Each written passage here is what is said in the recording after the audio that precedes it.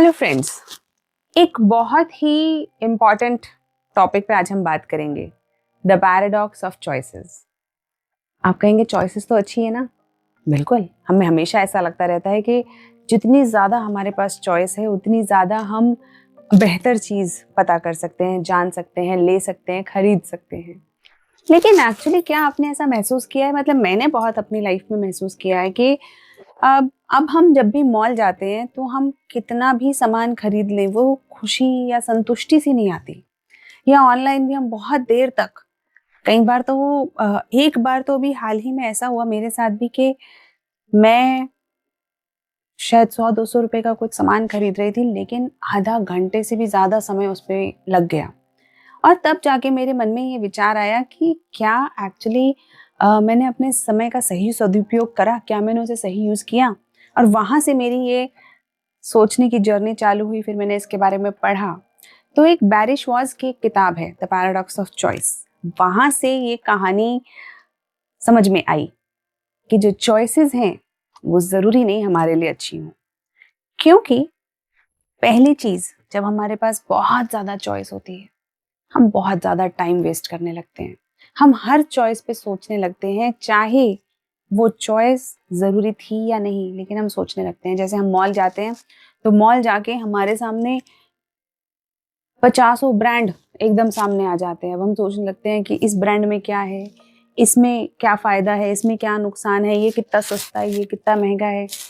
और जब हम इतना सारा समय वेस्ट कर देते हैं, तो सबसे इम्पॉर्टेंट हमारे समय की कीमत वो खत्म हो जाती है।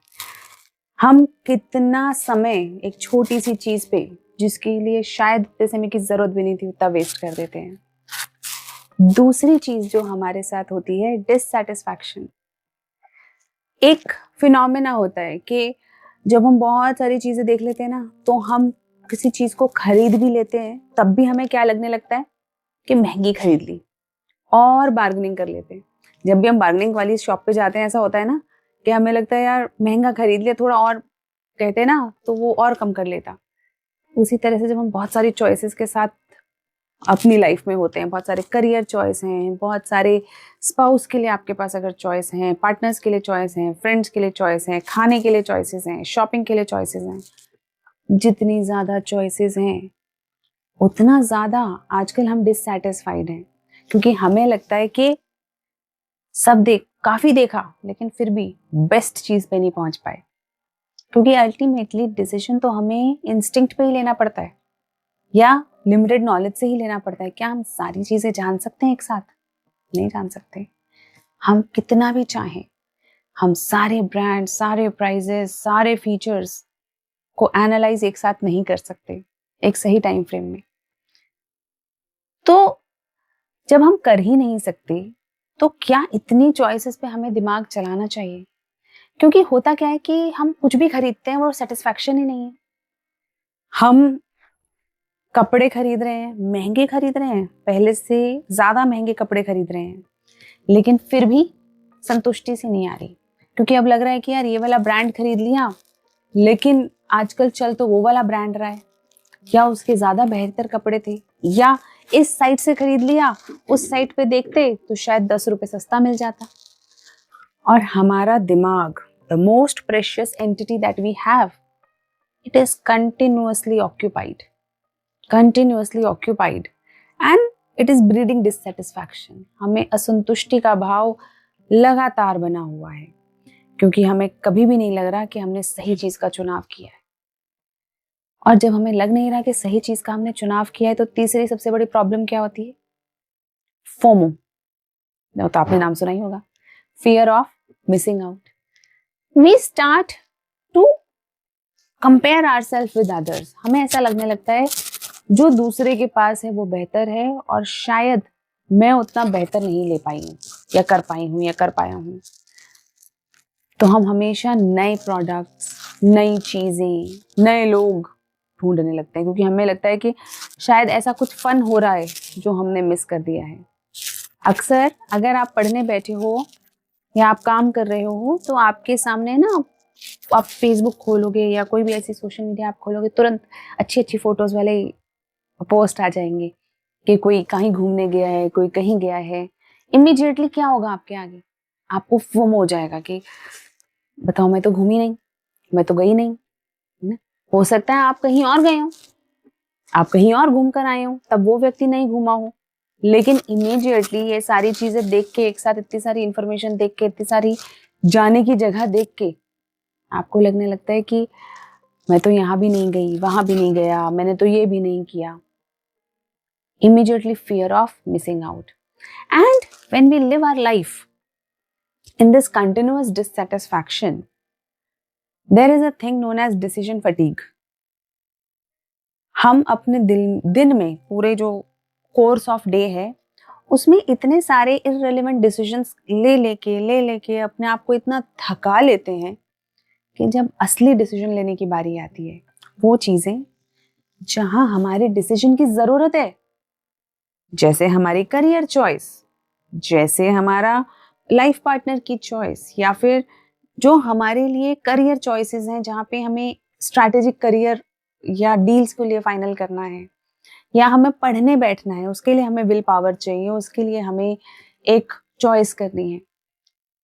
लेकिन हम तो उससे पहले क्या खाएं, कौन सा ईयरफोन खरीदें, कौन सा फल खाएं, इन सब की चॉइसेस के अंदर इतना थक चुके हैं कि जब असली चॉइस करने का मौका आता है तब तक हमारी विल पावर भी ड्रेन हो जाती है, हम उसको ले नहीं पाते उन डिसीजंस को, और या फिर हम मेंटली थक जाते हैं.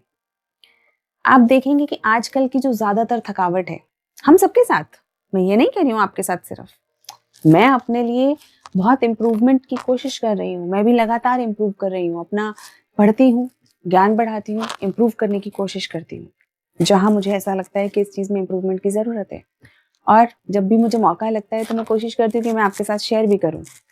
उसी तरीके से हम सब कहीं ना कहीं अलग अलग लेवल पे, कोई 5%, कोई 10%, कोई 25%, कोई 50%, लेकिन सब अलग अलग लेवल पे ये डिसीजन फटीग या चॉइसेस बहुत ज़्यादा होने के कारण थक से रहे हैं. और ये थकावट मेंटल थकावट है, और ये थकावट डिससैटिस्फैक्शन को बढ़ाती है, हमारे मेंटल इश्यूज को बढ़ाती है. तो लेकिन अब करा क्या जाए? अब है तो सही, अब ऑनलाइन बूम आया है, ई कॉमर्स आया है, तो जब ये चीज़ें बड़ी आसान भी हो गई हैं, है ना, बहुत आसान हो गया है चीज़ें ऑर्डर करना. उसी तरीके से करियर चॉइसेस कितने बढ़ गए हैं, सिविल सर्विसेज से लेके एआई एक्सपर्ट, यूट्यूबर और डॉक्टर, इंजीनियर तो है ही, बहुत सारे नए नए खुल गए हैं, नए नए एवेन्यूज आपके करियर के खुल गए हैं. तो चॉइसेस बहुत बढ़ गई हैं. पेरेंट्स लिबरल हुए हैं तो अब आपके पास लाइफ पार्टनर की भी चॉइसेस बढ़ गई हैं, फ्रेंड्स की भी चॉइसेस बढ़ गई हैं, ऑनलाइन, ऑफलाइन, वर्चुअल. तो इतनी चॉइसेस तो हमारी बढ़ गई. We can not reverse that, but we can manage it. क्या करेंगे हम? सबसे पहले प्रायोरिटाइज करेंगे कि कहाँ पे आपकी डिसीजन मेकिंग की सबसे ज्यादा जरूरत है, किन किन डिसीजंस को लेना आपके लिए सबसे ज्यादा जरूरी है. क्योंकि बहुत सारे डिसीजंस ऐसे हैं, बहुत सारी ऐसी चॉइसेस हैं जो कि शायद इतनी जरूरी है भी नहीं, बहुत ज्यादा जरूरी नहीं है वो सारी चॉइसेस. जैसे कि डेली कौन से कपड़े पहनने हैं, तो हफ्ते में एक बार एक सीक्वेंस सेट कर लीजिए, लगा के छोड़ दीजिए. अब दिमाग नहीं चलाना डेली, वही कपड़े निकालो जो आपने उस दिन के लिए सेट करे हैं, पहनो और चले जाओ. उसी तरीके से जब आप ऑनलाइन शॉपिंग कर रहे हैं तो आप कैसे मैनेज कर सकते हैं? आप सारे प्रोडक्ट्स मत देखिए, आपको जो आपका मेन मुद्दा है, अगर प्राइस आपका मेन मुद्दा है तो प्राइस के हिसाब से सॉर्ट कर लीजिए. अगर रिव्यूज आपके मेन मुद्दा है तो उसके हिसाब से सॉर्ट कर लीजिए. और 4, 5, 6 प्रोडक्ट्स देखने के बाद, उनको एक बेसिक अंडरस्टैंडिंग लेने के बाद उसमें से चूज करिए और ये मानिए कि जो आपने चॉइस करी है वो बेस्ट है आपके लिए, क्योंकि इसमें आपने समय बचाया है.